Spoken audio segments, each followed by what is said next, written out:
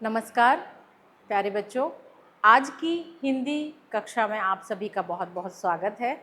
मैं डॉक्टर मीनाक्षी दुबे आज आपके समक्ष आई हूँ अभिव्यक्ति और माध्यम के कुछ प्रश्न लेकर, जिन्हें हमें हल करना है ताकि आपके प्रश्न पत्र में जो प्रश्न संभावित हैं या जो आ सकते हैं उन पर उनका हम अभ्यास कर सकें और आप बहुत अच्छे से अच्छा प्रश्न पत्र वहाँ पर हल कर पाएँ। सबसे पहले हमें यह देखना होगा कि अभिव्यक्ति और माध्यम जो आपके एक पुस्तक है उसमें 6वीं इकाई 6 में है अभिव्यक्ति और माध्यम, और उसमें आपको कितने अंक विभाजित हैं और किस तरह के प्रश्न आएंगे यह आप एक बार देख लीजिए, समझ लीजिए, ताकि आप उसके अनुसार तैयारी कर पाएँ। इस इकाई पर कुल आवंटित अंक हैं, मतलब जो माध्यमिक शिक्षा मंडल का स्कोरिंग जो वो करते हैं या जो ब्लूप्रिंट है उनका, उसमें उन्होंने 7 अंक इस इकाई के ऊपर विभाजित कर रखे हैं। तो 7 अंक की ये पूरी इकाई है अभिव्यक्ति और माध्यम, जो 6वीं इकाई में आपके प्रश्न पत्र में आएगी। और इसमें वस्तुनिष्ठ प्रश्न जो होंगे वो होंगे एक अंक के 5 प्रश्न। तो 5 अंक के 7 में से 5 अंक के आपके कौन से प्रश्न होंगे? वस्तुनिष्ठ प्रश्न। वस्तुनिष्ठ प्रश्न का अभिप्राय आप सभी को पता है, आप पहले से जानते हैं, फिर भी मैं आपको एक बार बता देती हूँ कि जो 5 तरह के प्रश्न पत्र में आपके प्रश्न आते हैं, पहले प्रश्न के अंतर्गत, जिसमें सही विकल्प होते हैं, रिक्त स्थान होते हैं, सही जोड़ी होती है, एक वाक्य में उत्तर होता है और सत्य और असत्य होते हैं। तो इस तरह के जो प्रश्न हैं उनमें आपके पास में 5 अंक के प्रश्न आएंगे। तो इस प्रकार 7 में से 5 अंक के प्रश्न आपके कौन से आने हैं? वस्तुनिष्ठ प्रश्न। साथ ही 2 अंक का आपको एक प्रश्न आएगा।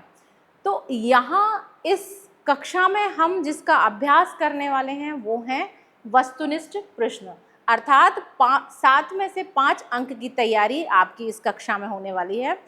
तो विशेष ध्यान से आप इसे सुनिए और अभ्यास मेरे साथ साथ करते जाइए।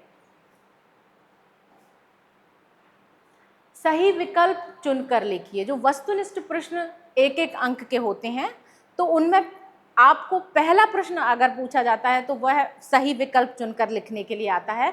तो चलिए हम अभ्यास करते हैं। हमारा पहला प्रश्न है, टीवी पर प्रसारित खबरों में सबसे महत्वपूर्ण है, पहला विकल्प है विजुअल, दूसरा है बाइट, तीसरा है नेट और चौथा है उपर्युक्त सभी। तो इसका उत्तर क्या हो सकता है? इसका उत्तर है उपर्युक्त सभी, मतलब विजुअल, बाइट और नेट ये सभी महत्वपूर्ण है।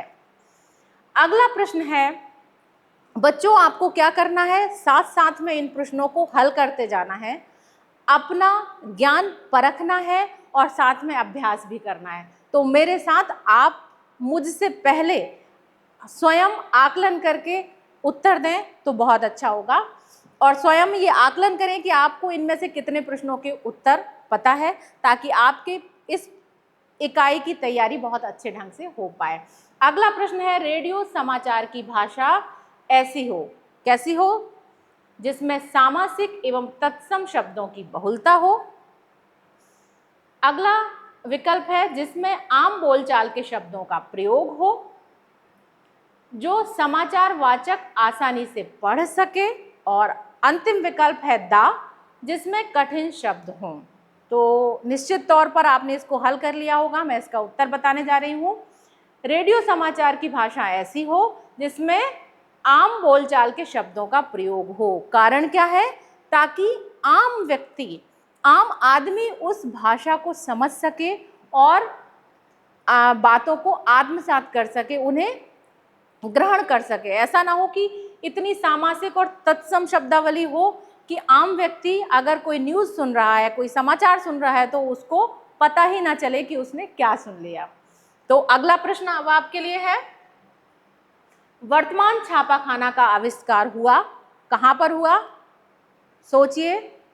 और इसका उत्तर है ऑप्शन पहले हम देख लेते हैं। पहला विकल्प है भारत में, दूसरा विकल्प है चीन में, तीसरा विकल्प है जर्मनी में और चौथा विकल्प है अमेरिका में। तो इसका उत्तर क्या हो सकता है? सही उत्तर है इसका जर्मनी में। अगला प्रश्न हम देख लेते हैं। रेडियो माध्यम है दृश्य, श्रव्य, दृश्य और श्रव्य दोनों, या कोई माध्यम ही नहीं है? तो इसका उत्तर क्या हो सकता है? सोचिए, इसका उत्तर है रेडियो माध्यम है दृश्य श्रव्य।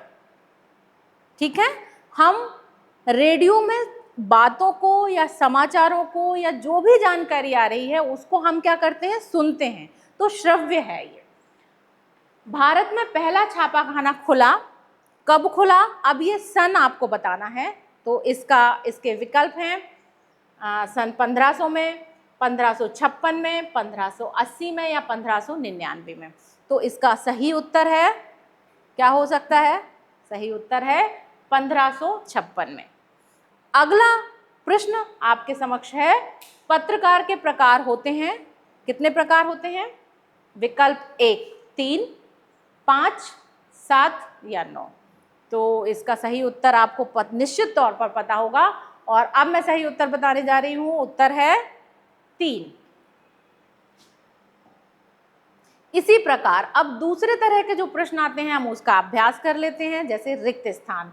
तो आपको अगर प्रश्न आया कि रिक्त स्थान में सही शब्द चुनकर लिखिए, तो आपको क्या लिखना है वो देख लीजिए। भारत में पहला छापाखाना रिक्त स्थान में खुला। तो इस रिक्त स्थान में इन दो विकल्प में से क्या आएगा?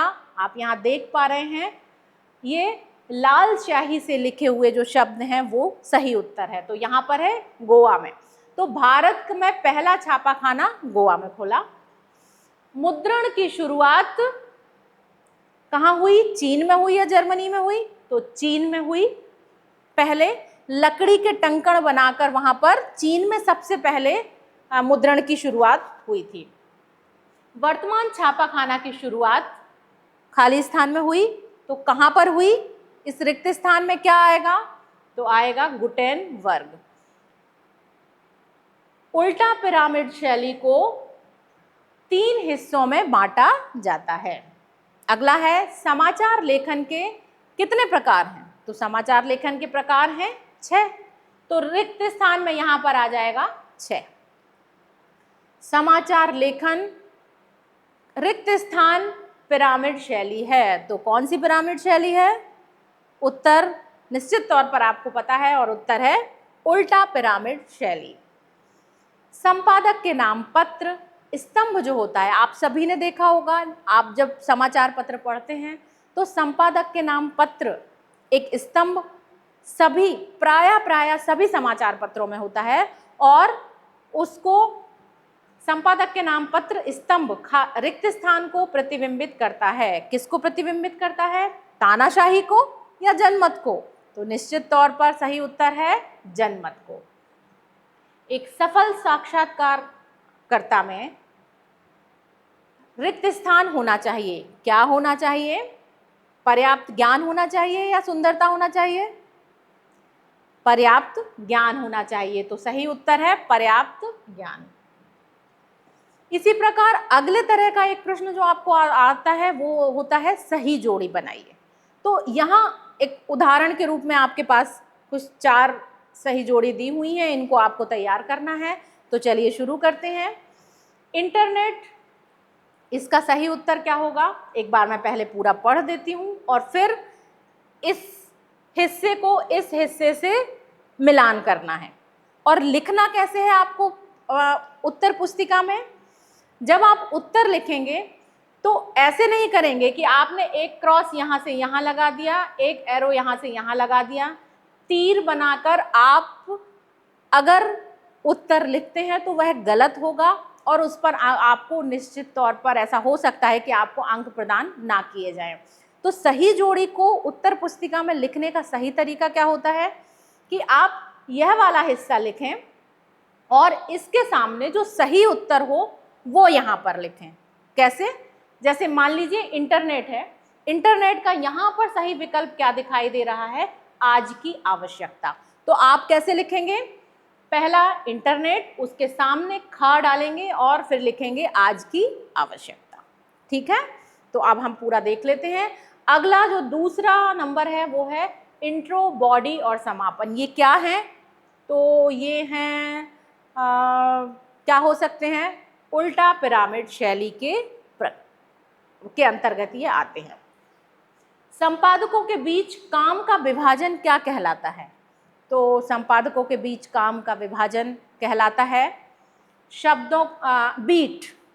ठीक है, तो जो बीट होता है, बीट का अर्थ क्या होता है, जो अलग अलग संपादक होते हैं उन संपादकों के बीच में काम का विभाजन किया जाता है कि आपको यह कार्य करना है और आपको यह कार्य करना है। तो वह जो होता है संपादकों के बीच काम का विभाजन, वह कहलाता है बीट। ठीक है, मुद्रित माध्यम की विशेषता, तो इसका सही उत्तर होगा शब्दों का स्थायित्व। हम देखते हैं हमारे घरों में समाचार पत्र आते हैं, अगर हमारे पास समाचार पत्र में कुछ लिखा हुआ है, मुद्रित है, छपा हुआ है, तो हम देख पाते हैं, हम उनको सहेज कर रख पाते हैं, उनका स्थायित्व होता है। मतलब मुद्रित माध्यमों की सबसे बड़ी विशेषता यह है कि वह कैसे होते हैं, उनमें शब्दों का स्थायित्व होता है। अगला अगर हम देखें, एक वाक्य में उत्तर, एक अगला प्रश्न आता है, तो हम इन्हें देख लेते हैं। जैसे मान लीजिए पहला प्रश्न यहाँ पर मैंने लिया है, रेडियो के समाचार की कौन सी संरचना शैली होती है। अगला प्रश्न लिया है HT। अब ये आपको हल करने हैं, आपको इनका अभ्यास करना है। मैं सिर्फ यहाँ कुछ प्रश्न लेकर आई हूँ, एक दो के उत्तर मैं आपको बताने जा रही हूँ। HTML का फुल फॉर्म क्या है, तो HTML का फुल फॉर्म है हाइपर टेक्स्ट मार्कअप लैंग्वेज। ठीक है, मुद्रित माध्यम की प्रमुख विशेषता क्या है, अभी हमने पिछले सही जोड़ी में देखी थी, तो अब इसका उत्तर मैं नहीं बताने वाली हूँ क्योंकि आपने अभ्यास किया है तो आपको याद होगा। और फटाफट अपनी कॉपी में इसको नोट कर लीजिए कि मुद्रित माध्यम की सबसे बड़ी विशेषता क्या है, वो है शब्दों का स्थायित्व। डेडलाइन किसे कहते हैं, तो डेडलाइन कहते हैं जब किसी समाचार पत्र के लिए कोई समाचार बुलवाए जाते हैं या फिर कोई भी सूचनाएं बुलवाई जाती हैं, तो उसकी एक निश्चित समय सीमा रखी जाती है कि यह अंतिम समय सीमा है, इस समय तक आपको समाचार प्रेषित करने हैं या कोई भी जानकारी भेजनी है, तो वो कहलाती है डेडलाइन। ठीक है, कौन सा स्तंभ जनमत को प्रतिबिंबित करता है, यह भी हम पहले देख चुके हैं, फिर भी एक बार इसका उत्तर मैं दे देती हूँ। जनमत को प्रतिबिंबित करता है संपादक के नाम पत्र, क्योंकि वहाँ संपादक को लोग पत्र लिखते हैं और वो सारे पत्र जो होते हैं वो जनमत को प्रतिबिंबित करते हैं। अगला जो प्रश्न आते हैं आपके लिए वो आते हैं सत्य असत्य आपको छांटने होते हैं या सत्य असत्य कथन लिखने होते हैं। तो इसको लिखने का भी सही तरीका जो उत्तर पुस्तिका में है वो कौन सा होता है, वो यह होता है कि मान लीजिए आपने ये पहला बिंदु प्रश्न है, इंटरनेट अंतरक्रियात्मकता और सूचनाओं का विशाल भंडार है। अब इसका उत्तर है कि यह सत्य है। तो हम कई बार यह गलती कर देते हैं, प्रायः बच्चे ऐसा करते हैं कि सत्य है तो सही का एक चिन्ह लगा देते हैं और असत्य है तो गलत का चिन्ह लगा देते हैं। लेकिन बच्चों, आपको इस बात को फिर मैं कहूँगी कि विशेष बात ध्यान रखनी है। आप उत्तर क्रमांक लिखें, उसका नंबर लिखें और फिर उसके आगे आप शब्दों में लिखें सत्य और असत्य। ठीक है, तो लिखने का यह तरीका आपको प्रश्न पत्र हल करते समय बहुत अच्छे से ध्यान में रखना है। अब इंटरनेट अंतरक्रियात्मकता और सूचनाओं का विशाल भंडार है, तो इसका उत्तर है सत्य। भारत में छापाखाना मिशनरियों की पुस्तकें प्रकाशित करने के लिए खोला गया, तो इसका उत्तर भी है सत्य। मुद्रित भाषा की विशेषता अलिखित भाषा का विस्तार है, इसका उत्तर क्या हो सकता है, आप सोचिए। अब मैं उत्तर बताती हूँ, असत्य। उल्टा पिरामिड शैली को 3 भागों में बांटा गया है, सत्य। रेडियो और टीवी की भाषा में कठिन शब्दों की बहुलता होती है, असत्य, क्योंकि वो लगभग आम बोलचाल की भाषा में ही होता है, लेकिन मानक भाषा होती है। तो ठीक है, अब इस तरह से हमने देखा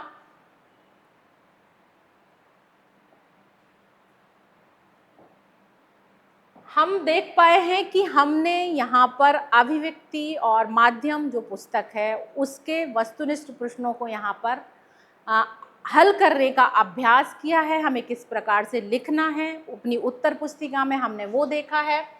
तो चलिए एक बार शीघ्रता से हम फिर से देख लेते हैं। सही विकल्प चुनकर लिखिए। तो इसका आपको उत्तर कैसे लिखना है, आप हेडिंग डालेंगे, पहला नंबर डालेंगे और मान लीजिए अगर इसका उत्तर दा सही था, उपर्युक्त सभी, तो आप दा लिखेंगे और फिर उपर्युक्त सभी लिखेंगे। तो ये आपका उत्तर लिखने का तरीका होगा सही विकल्प में। रिक्त स्थान में आपका सही लिखने का जो तरीका होगा उत्तर पुस्तिका में वो कौन सा होगा, आपको यह पूरा वाक्य लिखना है और बीच में रिक्त स्थान में भरना है। या फिर आप कैसे लिख सकते हैं कि आप उत्तर क्रमांक लिखेंगे और फिर सही उत्तर लिख देंगे।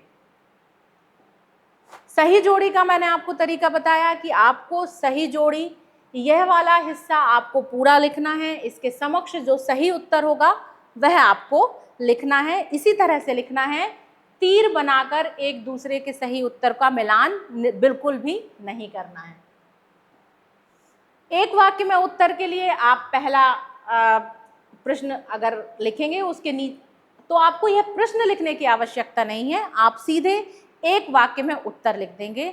लेकिन यहाँ जो विशेष बात ध्यान में रखने की है वह यह है कि कई बार हम क्या करते हैं कि हमें जो निर्देश दिए गए हैं वो क्या दिए गए हैं कि एक वाक्य में उत्तर लिखिए, और आप बच्चों क्या कर देते हैं कि एक शब्द में उत्तर लिख देते हैं। तो इस बात का विशेष ध्यान रखें कि भले ही एक शब्द में उसका उत्तर निकल सकता है, लेकिन उस शब्द को पूरे वाक्य में ढालें और फिर एक वाक्य में उस प्रश्न का उत्तर दें, तभी वो सही उत्तर माना जाएगा। और फिर अंत में सत्य असत्य की अगर हम बात करें तो इसको लिखने का सही तरीका क्या होगा कि आपने उत्तर क्रमांक यहाँ पर लिखा और सत्य अथवा असत्य जो भी होगा उसे शब्दों में लिखेंगे, ना कि सही का निशान लगाएंगे और गलत का निशान लगाएंगे। तो इस प्रकार आपने अभिव्यक्ति और कौशल, अभिव्यक्ति और माध्यम जो आपकी पुस्तक है उसके वस्तुनिष्ठ प्रश्नों का अभ्यास यहाँ पर किया है। तो निश्चित तौर पर बच्चों आपको इससे कुछ ना कुछ लाभ अवश्य मिलेगा, और भी बहुत अच्छे तरीके से अभ्यास कीजिए और परीक्षा में बहुत अच्छे अंक प्राप्त कीजिए। इन्हीं शुभकामनाओं के साथ नमस्कार, धन्यवाद।